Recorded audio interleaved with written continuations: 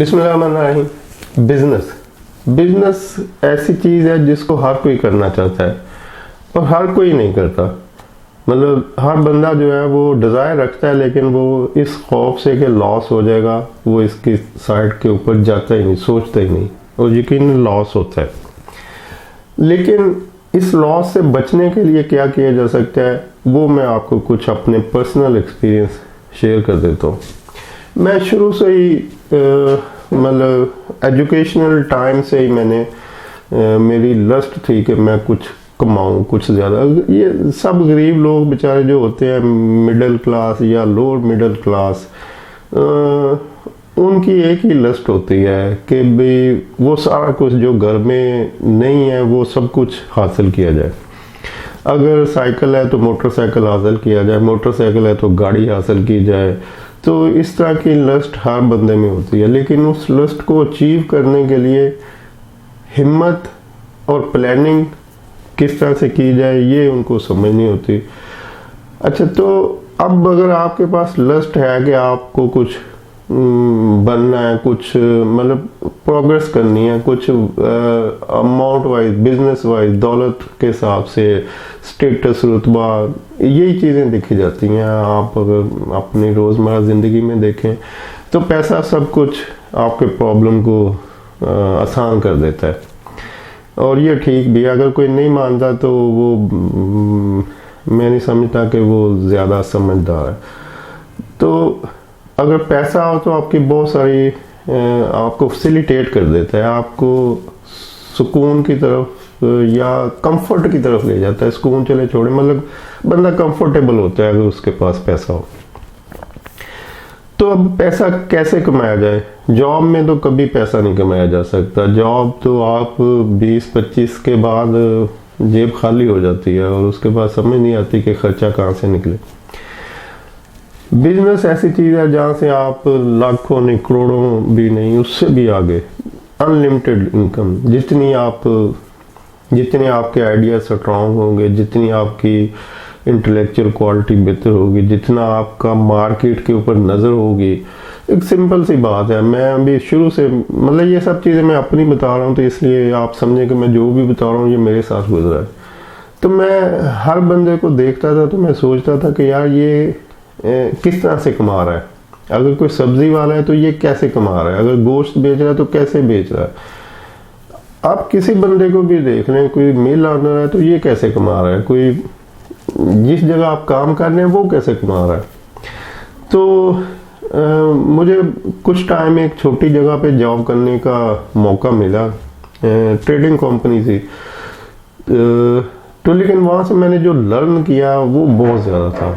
मुझे समझ आई कि भाई ये तो जो बिजनेस किया कैसे जाता है, यानी प्रॉफिट कैसे कमाया जाता है, ट्रेडिंग क्या है, मैन्युफैक्चरिंग क्या है, ये सब चीज़ें आप जो भी लोग जॉब कर रहे थे वो रोज़ ही देखते हैं। हर बंदा किसी ना किसी फैक्ट्री में, किसी ना किसी ऑफिस में जॉब करता है, लेकिन वो ऑब्जर्व भी नहीं करता, वो कोशिश नहीं करता कि ये जो कुछ भी प्रोसेस हो रहा है ये क्या हो रहा है। अगर आप किसी भी मैन्युफैक्चरिंग यूनिट को देख लें, बिजनेस को, तो हर चीज़ जो है वो कुछ पैसों की, रुपयों की होती है। गोली टॉफ़ी वाली फैक्ट्री को देखें, क्या 4-4 आने की चीज़ें बना रहे हैं, 1-1 रुपए की चिंगम बना रहे हैं, बिस्कुट बना रहे हैं, लेकिन मिलियन बिलियन ऑफ रुपीज़ के बिजनेस है।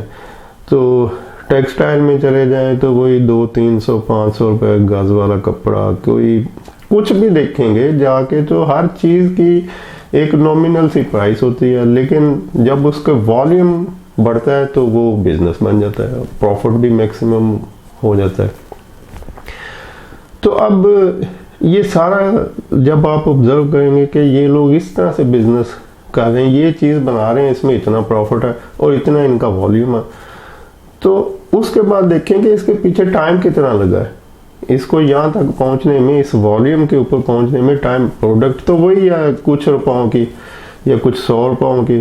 तो अब जो वो करोड़ों रुपए कमा रहा है तो वो बेसिकली वॉल्यूम से कमा रहा है, और वॉल्यूम जो उसके पास है वो कितने टाइम में उसने अचीव किया। तो आपको किसी भी इंडस्ट्री को पकड़ेंगे तो आपको समझ आएगी कि इसका 10, 15, 20, 25 साल, इससे ज़्यादा इसका टाइम नहीं है। यानी किसी इंडस्ट्री को उठा लें कोई 1980 में शुरू हुई थी, 90 में हुई थी, ये 2000 में बनी थी, तो 10, 15, 20, 25 साल उसका टाइम होता है। तो वो जो भी बिजनेस आपके सामने भी खड़ा है करोड़ों रुपए में, वो सारे का सारा कुछ सालों की उनकी स्ट्रगल होती है। तो इसका मतलब कि आप अगर समझते हैं कि 15 साल पहले ये फैक्ट्री बनी थी और आज करोड़ों कमा रही है, या 20 साल पहले, तो क्या वो जो 15-20 साल उसने गुजारे हैं ये आप भी गुजार सकते हैं? कि अभी आज जो आप एक छोटा सा स्टेप लेंगे तो वो 15 से 20 साल बाद किस जगह पे खड़ा होगा, तो वो वहीं खड़ा होगा जहाँ पे बाकी बिजनेस खड़े हैं। और मैं खुद इसकी ज़िंदा मिसाल हूँ कि मैंने कोई 25-26 साल जॉब की, लेकिन मैं शुरू से जॉब के साथ मैं 3 काम हमेशा से करता रहा हूँ। मतलब ये नहीं किया कि जी बस जॉब किया तो दौड़ो घर जाओ और बैठ जाओ टीवी के सामने या कुछ और जो भी आपने घर में एक्टिविटी करनी, और बॉस को बहाना भी कर दो जी आज जल्दी है, आज फलां काम है, आज ये इमरजेंसी है, और छुट्टी भी कर लो आज ये इमरजेंसी है। ऐसे नहीं किया। 3 काम किए तो तीनों को फुली टेंशन दी, जॉब को पूरी टेंशन दी कि जो भी जॉब है मैंने ये जो कुछ हो रहा है ये कैसे हो रहा है, क्या कर रहे हैं, अगर मुझे इसको छोटे लेवल पे करने की ज़रूरत पड़े तो मैं इसको कैसे कर सकता हूँ। आप बेशक किसी टेक्सटाइल इंडस्ट्री को सामने एग्जांपल रखेंगे कि भाई ये मैं इस टेक्सटाइल में ग्रुप में काम कर रहा हूँ और ये इतना बड़ा कंपोजिट यूनिट है कि मैं तो सोच ही नहीं सकते कि मैं इसके ऊपर मैं बनाऊँ इसको, तो लेकिन आप वो उसको भी बना सकते हैं। कैसे, ये मैं आगे आपको बताऊंगा। तो मैं इस तरह से सोचता रहता था कि जो भी ये हो रहा है क्या ये मैं कर सकता हूँ, तो बिल्कुल आप कर सकते हैं। आप उसका छोटा वर्जन कर सकते हैं। जैसे जापानीज जितने कार मैन्युफैक्चरर थे, असेंबलर थे, जापान की जब ऑटोमोबाइल इंडस्ट्री आई तो उससे पहले जो अमेरिका यूरोप की गाड़ियाँ थी वो बड़ी गाड़ियाँ होती थी, यानी उनका साइज बड़े बड़े होते थे। तो जापान ने उसके छोटे छोटे वर्जन बनाने शुरू कर दिए। जो बड़ी मशीन थी उसका छोटी सी मशीन बना दी, जो बड़ी गाड़ी थी उसकी छोटी गाड़ी बना दी। तो वो दुनिया में उन्होंने ये नहीं सोचा कि जी इतनी बड़ी गाड़ी बनाएंगे तो हम बिजनेस कर सकेंगे, छोटी बना दी। आप क्यों नेस्ले से डरते हैं कि जी मैं दूध का कारोबार करना चाहता हूँ, तो जी दूध तो वो जी हलीब बैठा है, नेस्ले बैठा है, ऑल्पर बैठा है, तो ये तो बड़े जिन है मार्केट में, हम कहाँ compete कर सकते हैं। तो भाई आपने compete नहीं करना उनको, आप सिंपली मतलब आपने अपनी इन्वेस्टमेंट के हिसाब से उस एरिया को कवर करना है जिस एरिया को आप टारगेट कर रहे हैं। ये सारी इंडस्ट्री मेरे सामने बनी है। मतलब एक बड़ी इंडस्ट्री जो पहले उन्होंने सक्खर में केमिकल बिजनेस से जब वो शिफ्ट हुए, नाम बताना मुनासिब नहीं है, वो लोग फिर ऑब्जेक्शन लगा देते हैं। तो केमिकल से वो जब केमिकल के साथ जब वो गए इसमें डेयरी में, तो सक्खर में उन्होंने प्लांट लगाया, फिर साहिवाल में लगाया। तो ये कैसे बनी कि हमने पहले उन्होंने सक्खर में बना के, तो जो सराउंडिंग एरिया था सिंध का और सिंध से आगे मुल्तान और इधर, उन्होंने उतने एरिया को कवर किया कि जी हमारा इतना टेरिटरी है। उन्होंने ये नहीं कहा कि जी पूरे पाकिस्तान में करेंगे, या उन्होंने ये नहीं कहा हम नेस्ले को compete करेंगे और हम इसको पीछे छोड़ देंगे। उन्होंने ठीक है वो करें, उनका अपना बिजनेस है, हमें सिर्फ इतना एरिया चाहिए सिंध का और थोड़ा ऑनवर्ड मुल्तान तक, जहाँ तक हम यानी एक सेंटर पॉइंट बना लिया और सेंटर पॉइंट के गर्द एक दायरा लगा लिया कि ये इस दायरे में हमने अपनी वर्किंग करनी है और यहीं पे हमने अपना बिजनेस कलेक्ट करना है। और वहाँ पे 2-3 साल 4 साल लगाए। उसके बाद उन्होंने थोड़ा आगे बढ़े कि ठीक है अब पंजाब को देखते हैं, तो एक सेंट्रल पंजाब में एक यूनिट लगाते हैं। तो यहाँ पर साहिवाल में बनाया, साहिवाल से फिर वो जो पंजाब और सराउंडिंग एरिया उसको कवर करना शुरू कर दिया। फिर बिजनेस और बड़ा, तो ठीक है डेयरी के साथ आइसक्रीम भी ऐड करते हैं, आइसक्रीम के साथ आप ये करते हैं, ये करते हैं। तो इस तरह से स्टेप बाय स्टेप चीज़ें चलती हैं। अगर आप जिस वक्त प्री फिजिबिलिटी सोच रहे होते हैं, उसी वक्त सोच लें कि जी मार्केट में तो फलां जिन बैठा है और फलां जिन बैठा है, तो आप उसके कंपटीटर नहीं है, ना वो आपका कंपटीटर है। आप सिर्फ एक छोटे एरिया में आपने अभी अपने बिजनेस को रन करना है, तो आप सिर्फ उस छोटे एरिया पर तवज्जो दें, क्योंकि आप जितनी आपकी इन्वेस्टमेंट है, जितनी आपकी रिसोर्सेज हैं, सेल्स फोर्स है, और उस पे तवज्जो देते हो, फिर थोड़ा सा आगे बढ़ें, उस सर्कल को थोड़ा और आगे बढ़ा लें, एक सिटी से दूसरे सिटी पे आसपास जाएं, फिर एक प्रोविंस से दूसरे प्रोविंस में जाएं। तो इस तरह से आप जब ग्रेजुअली आगे जाएंगे तो जो लोग बैठे हैं वो बैठे रहेंगे। जिस वक्त जियो टीवी नंबर 1 था, तो बाकी लोग अगर सोचते कि जी हम तो कितनी भी बड़ी न्यूज़ ले आए, हम इसको compete नहीं कर सकते हो, तो आज देख लेंगे कौन सा चैनल कहाँ पर खड़ा है। तो ये सब चीज़ें जो डाउट्स होते हैं, जो डर होते हैं ना, वो बिज़नेस में तो उनको बिल्कुल नहीं देखने नहीं चाहिए, उनको ज़हन में भी नहीं लाना चाहिए, क्योंकि बिज़नेस में कंटिन्यूटी होती है। आप किसी वक्त ज़्यादा प्रॉफिट आ गया, किसी वक्त कम आ गया, लेकिन आपका बिज़नेस चल रहा है, तो जो चल रहा होता है ना, वही आगे तरक्की करता है। तो कंटिन्यूटी पे बिलीव रखें कि हमने कुछ करना है, और उस करने को छोड़ना नहीं है, उसको रन करते रहना है। तो यकीन रखें कि दुनिया में इतनी दौलत है, अगर आपके पास नहीं है तो इसमें फिर आपका कसूर है। मतलब चीज़ें पड़ी हैं, दौलत पड़ी है, बिजनेस पड़ा है, हर चीज़ अवेलेबल है, आप कर रहे हैं कि नहीं कर रहे, ये मैटर करता है। अच्छा, तो मैं 3 चीज़ें मैं बता रहा था कि जी मैं शुरू से करता हूँ। नंबर 1, जॉब और बिजनेस के लिए कोशिश करनी। जॉब है, लेकिन बिजनेस को हमेशा सोचता रहा कि नहीं, बिजनेस के लिए स्ट्रगल रखनी है जॉब के साथ। तो नंबर 2, एक्सरसाइज। नंबर 3, इबादत। अगर आप जॉब ही करते रहें और रिटायरमेंट के बाद समझ आएगा यार पैसा तो बहुत इकट्ठा हो गया है, तो बिजनेस करूं, तो उस वक्त कोई बिजनेस नहीं होगा। हाँ, अगर जॉब के साथ स्ट्रगल रखेंगे तो उस वक्त आपका काफ़ी एक्सपीरियंस हो चुका होगा। अब बिजनेस भी हो गया, पैसे भी इकट्ठे हो गए, और आपके पास सेहत तंदुरुस्ती ना हो आप, तो फिर भी कोई फ़ायदा नहीं। तो एक्सरसाइज भी रखें, और अगर ये दोनों काम भी कर लें कि बिजनेस में भी सक्सेसफुल हैं और तंदुरुस्ती, सेहत भी बड़ी अच्छी है, उसके बाद फौत होने के बाद आगे जाए और अल्लाह मियाँ पकड़ ले, तो फिर भी आपने क्या अचीव किया। तो इसका मतलब कि आपको फिर कुछ स्पिरिचुअल साइड पे भी जाना चाहिए, इबादत करें, कुछ अच्छे काम करें, नेक काम करें, ताकि आपकी तीनों जगहों पे जब आपका कुछ कमाने का, खर्च करने का, एंजॉय करने का टाइम है, तो वो सब चीज़ें आप उस तरह से फुलफिल कर सके जैसे आपकी डिज़ायर है। तो वो सब लग्जरीज को एंजॉय, कमाएं और उसको एंजॉय करें। और जब आप फिज़िकली एज आगे जाए, आपकी एजेड उम्र में जाएं, तब भी आप तंदुरुस्त हों और सेहतमंद हों, और अपना मेंटली और फिज़िकली एक्टिविटी को संभाल सके। वो जो आपने पीछे से इस्टेब्लिश किया हुआ है, बिजनेस है, जॉब है, जो भी, उसको कंटिन्यू कर सके, तो फिर ही आपको मज़ा आएगा।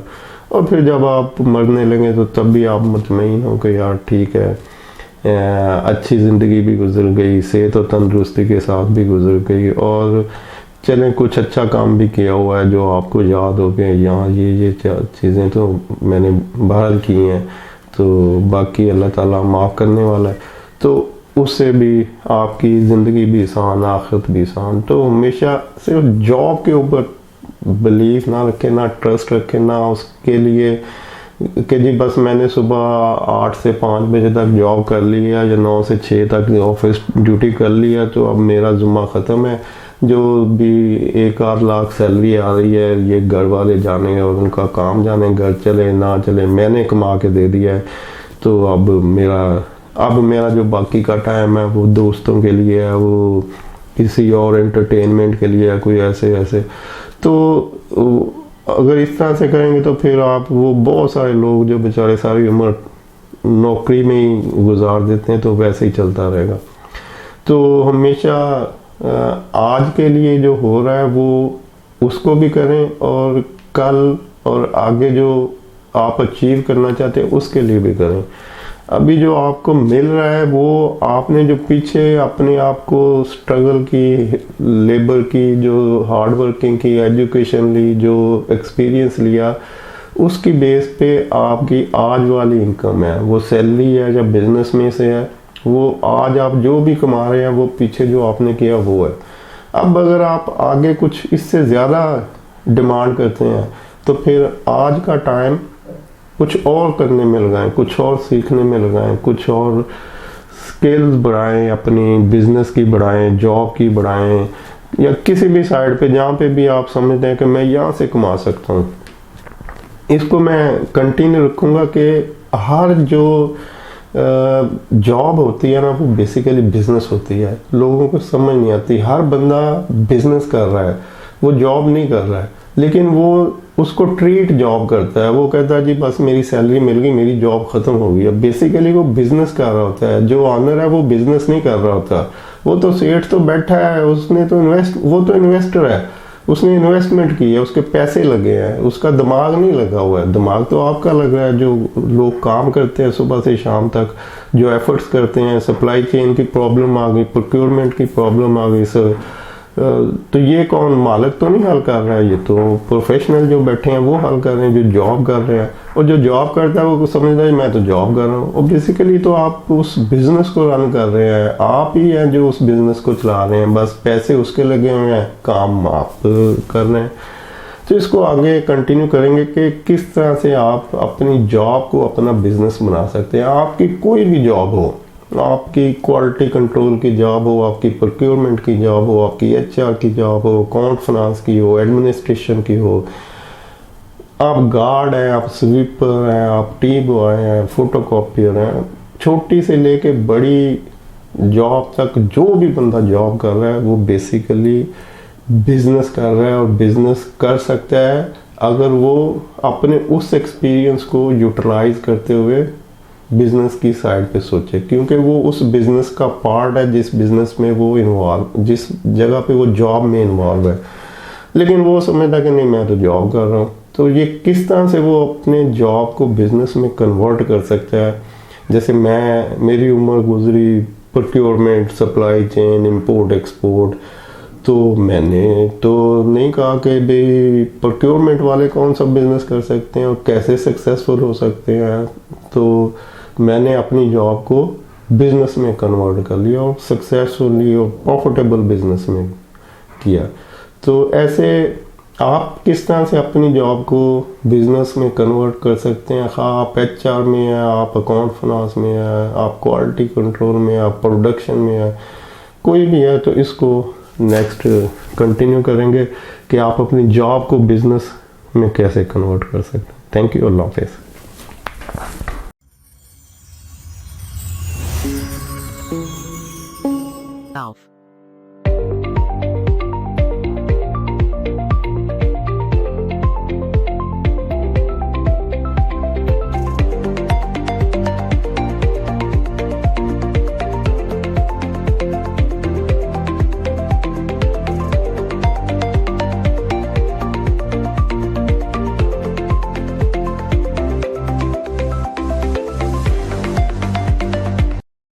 For price and sample, please contact us at nsco.pk@gmail.com. Thanks for watching the